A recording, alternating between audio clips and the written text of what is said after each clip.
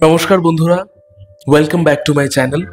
আর আজকের ভিডিওতে আমি আপনাদের পড়ে শোনাবো আমার অত্যন্ত পছন্দের একটি কবিতা, যা লিখেছেন কবি শর্মিষ্ঠা মিত্র সেনগুপ্ত। কবিতাটির নাম ১৯ কোটি জন্মের অপেক্ষা। তোমার এলো চুলের মুখখানি দেখলেই মনে পড়ে যায় মায়ের কথা।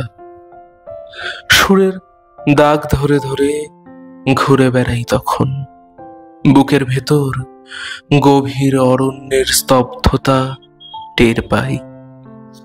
আরো অনেক কটা বছর পিছিয়ে যেতে থাকি, শীতলক্ষার বাঁকে বাঁকে নুড়ির মতো আলোময় কিশোর বেলা উকি দিয়ে যায়।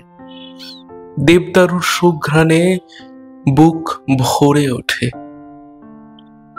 এইসব হেমন্তের দিনে হলদেটে অথবা কমলা পাতা বারান্দায় উড়ে আসে, যে বারান্দার সামনে দিয়ে তুমি প্রতিবার হেঁটে যাওয়ার পর অলিক রঙা বিকেল নেমে আসে।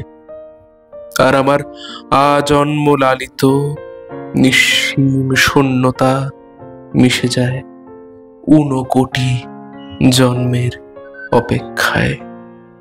কবিতাটি ভালো লাগলে অবশ্যই লাইক করে কমেন্ট করে জানাবেন।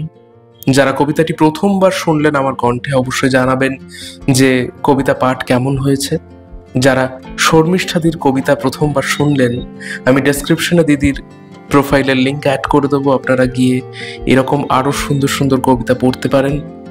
আর এই চ্যানেলেতে এই ধরনের ভিডিও আপলোড করার আরও ইচ্ছা আছে।